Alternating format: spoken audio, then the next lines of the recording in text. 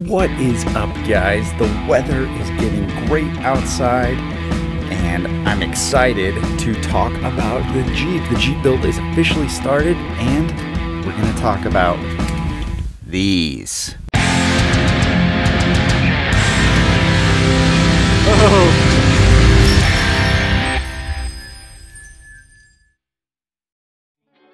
So yeah, this is not a Jeep, this is not a Samurai. I'm pretty sure my neighbors are like, oh my Lord, he has another rock crawler in the driveway. Will the grinder ever stop running? But this isn't my 4Runner. This is Frankie's 4Runner. And I'm not gonna go through all the details right now. I think we're gonna start getting some Toyota content on the channel if Frankie's up for it, just to throw something new in there. So the reason why I wanted to talk about these tires is because I actually had them on the Jeep. My wife and I drove down to Arizona to go pick these up. They're TSL SX2s and they're 3712s on a 17-inch wheel. Came with these wheels too. These are Battleborn Gatekeeper beadlocks, so they're really good wheels. I love them. I've wanted to have them for a long time, and the guy that was selling these is on Instagram. He's a Samurai guy that I follow, and his name is The Real Pro Tundra. He had a really cool Samurai, eventually stretched it into almost like a truck, wheeled the crap out of this thing, and it just kind of got destroyed, and now he's building a buggy, so he wanted to get rid of these. My wife and I drove all the way down to Arizona, made a little weekend out of it, picked these up, got a really good deal on them. But when I got them back, even though I wanted to run a 37, these run a little bit small. When I measured them out, they were about 35 and a half, 36, somewhere around there. And you know, a lot of tires are smaller than what they advertised, but these were considerably smaller and I wanted something bigger. I gotta say, they looked really cool on the Jeep. So I want to show you guys the Jeep where it's at right now. I've done a little bit of work to it just to get it wheelable right now, and we are going to take the 4Runner and the Jeep out this weekend, so that'll be the next video. But before we do that, I want to go through my plans for the Jeep and show you where we're at right now. And this is a part where you guys come in. I need some feedback, especially all you YJ guys, but anybody that has any good advice for me. I'm going to show you my plans on the YJ, and if you've got a better idea, specific parts to use, put it down in the comments. Let me know what you guys think. None of this is set in stone yet. Usually when you're building a vehicle, you get the tires and the wheels last because you have to lift it up or stretch it or whatever, and you want to make sure the tires are going to fit. I might have done it backwards and got the tires first. And remember, the goal was 37 1250s. Might have gone overboard with those too. Let's take a look. Holy moly. That's right, we've already got the tires on there. Look at these things. Wow. 38 1350 on a 17-inch wheel. We went to Milestar Patagonias again. We had these on the Samurai for a few years and they did outstanding. A lot of people love these tires, and for good reason. They just do great on the trail, and I feel like it's a pretty good street tire. Although I haven't put a lot of miles on the street on the Samurai, they did good whenever I did drive it. So when Frankie decided he wanted those SX2, we got the money from those and put them into these. Because of the price difference of used tires versus these, we were only able to get a set of 4. I do have a 5th wheel that matches these, and I just need to get the spare when we have time. But this tire wheel combo is a great option that's very affordable, especially for a tire that's bigger than 37, because usually once you get above 35, the prices start going up. Well, above a 37, they really start skyrocketing. So we'll hit that up at the end, but I want to show you all the stuff I've done since we've had the Jeep and we've been working on it. If you've seen my previous videos or any of the posts, or you know, you've seen it in my driveway like I have a million times, you've noticed right away the first thing I did was I took off all of the extra stuff that was hanging on here. There was a lot of stickers, and there was like a Navy eyebrow on the top. Respect to my Navy vets, but it's not me. Didn't want to wear that on there. Pretty much took all the stickers and decals off of it. Then we took those rock sliders off. They're kind of like a Smitty built Red Rock style one that bolts to the frame. You can see right there the holes that were in there, so we're probably going to fill those up. Looks kind of goofy without them because there's the body lift shows so much of the frame. But we do have rock sliders that we're going to bolt on right here instead. They've got a nice rail on them that goes across the whole thing, so that's coming up. Another thing we decided to do was take off the sway bars, and we took off the track bar in the rear. The front's already missing. We decided to put these new new shackles on, because this had revolver shackles on the front. It's still got them on the rear. I didn't really want to deal with those. I kind of want to just get all the flex out of the springs. Well, now that I've got it like this, I can see why they had the revolver shackles on there. One of the big issues I learned right when I did that, why this is so crooked right here on both sides. They're leaning out big time, and these bushings are just going to get destroyed. So apparently these Wagoneer axles are 32 inches spring perch width. The Jeep YJ spring hangers are only 31. So that angle of them coming out is really exaggerated by the time it gets to the shackle hanger in the front, and they're off by a good ½ inch or more. I actually bought some offset shackles to help with that for now. But what we're gonna end up doing, I think, is cutting these spring hangers off and then moving the whole spring hanger forward 2 to 3 inches. I haven't really decided yet. And that's gonna do a couple things for us.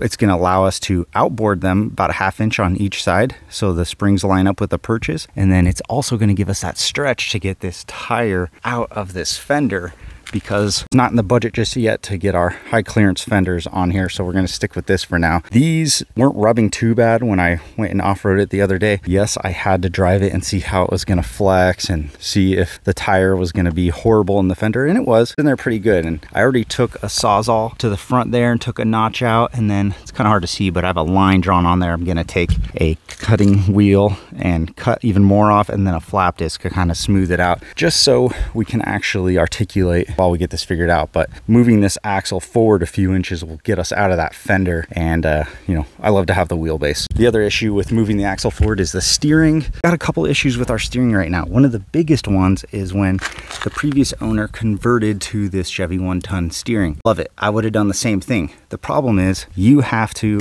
ream out the knuckles and the pitman arm to take that. The guy told me that he accidentally drilled them out too much, and you can see there's like a washer down there. So they're sitting too deep in there and they can't move around enough, and the threads are too exposed, so there's a wash on there, so they need to be redone.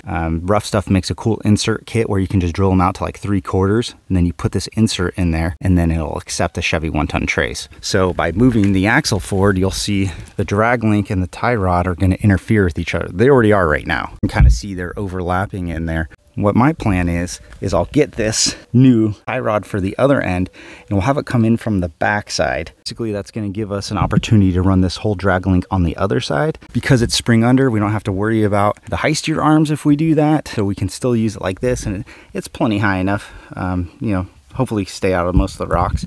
We'll just have to drill out everything to 3/4, put those inserts in, and hopefully that'll work. In the back, got the usual problems you would expect with running a big tire. Looks like it's really tight on this edge, and it is, but there's not too much we can do because that is the body of the tub right there. So my plan is to move this axle back about 2 inches, but the issue you have when you do that is the diff running into the gas tank. Looks like we've got a little bit of room right now, so I am going to attempt to move it back, either using offset or a different leaf spring in the rear eventually. But the problem where we're really running into some rubbing is right here on the back. I already cut all of that off. You can see the new line where I'm going to cut additional chunk out of there and do the same thing I did with the front and just grind it down and make it nice and smooth, and then hopefully this tire can tuck up in there. Eventually, when this axle is moved back those 2 inches, we can get it centered and have a huge high clearance cut that goes like all the way to that corner. That way we can have that tire get up in there and tuck nicely. Then we'll have those high clearance fenders, and this tire will be able to get up in there. And then the whole point of that is so we can lower this Jeep down a few inches, because we've got this huge body lift. The 3-inch, I want to take it down to a 1-inch, and then you can see we've got this transfer case drop that is about 2 inches, maybe more. I want to just take that out completely and then fix all of the drive shaft angles by rotating that axle up, maybe, you know, getting a different drive shaft if needed. So those are my plans for now. Parts, I'm really leaning towards Genrite for the front fenders because their high clearance fenders look so good, and they make aluminum, which is really cool. Same thing for the rear. Just get the standard cut one for now, and then just make the cutout nice and big. The pan, just going to use the stock one, and the steering, I'll probably get a lot of that stuff from Rough Stuff, but I think I can use that same tie rod and drag link. I ordered some 6-inch shackles from Rough Stuff, the boomerang style on the back. These are 4-inch, same as stock. So if I put a 6-inch shackle on there, that's going to lift it up another inch.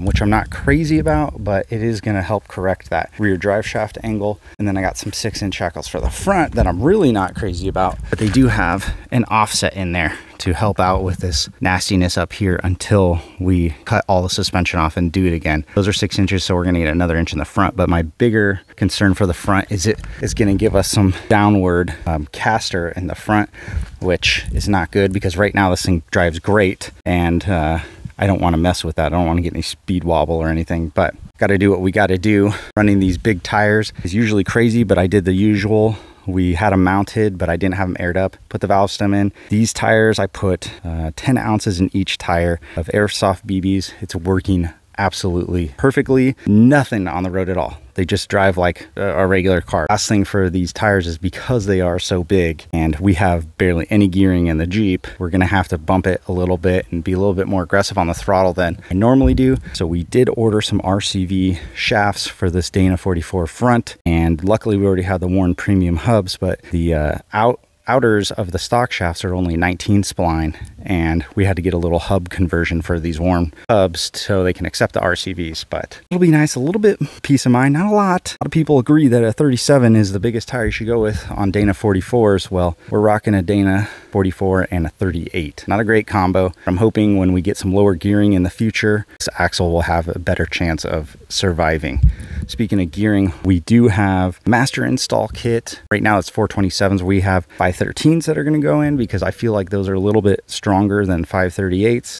And then we've got some rough stuff, diff covers for both axles. So we've got a lot of cool stuff coming. I've got a fair amount of it already. We're just going to start building it up. But like I said, this weekend is when we're going to get this thing in the rocks and we're going to try it out. We have the front and rear bumpers, not skid on the bottom, but my rockers are the thing I'm most concerned about. I'm looking forward to it. So far, this thing's super fun to drive. I'm not gonna lie, I almost rolled it, almost flipped it the first time I ever drove it off-road. We started getting it on some mounds and I was just like flexing it out, trying to figure out what this thing can do, what's going to stop the flex, how bad are the tires touching the body, all that kind of stuff. And I ended up getting one of the tires like 3 feet in the air because it was not articulating very much at all, and made for some cool pictures. But the first time I tried it, it kind of just like started rolling over real fast and I had to gun it to get out of it or else it was going to flop. And then the second time I just went really slow and creeped on top of it, and you'll see, I'll put the pictures in here. It was pretty ugly. It wasn't flexing at all, and we were on 2 tires for a little bit.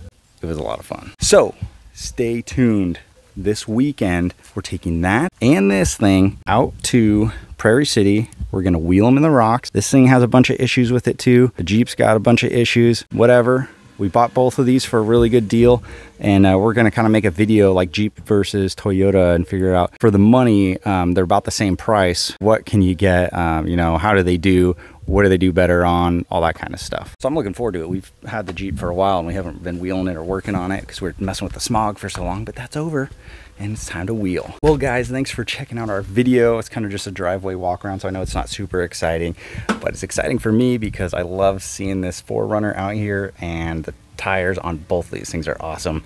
SX2, I think they're the best looking tire out there. They're freaking gnar. Would love to run them on the Jeep, but like I said, they're just too small. But we're gonna do the Milestars instead, and looking forward to seeing what a 38 does. I'm so used to ride on these Samurai tires, and we're on 33s now, but man, they're so small to be out there on the rocks. If you have any suggestions for either one of us, 4Runner, Jeep, parts, all that stuff, please put it down in the comments. Love hearing from you guys.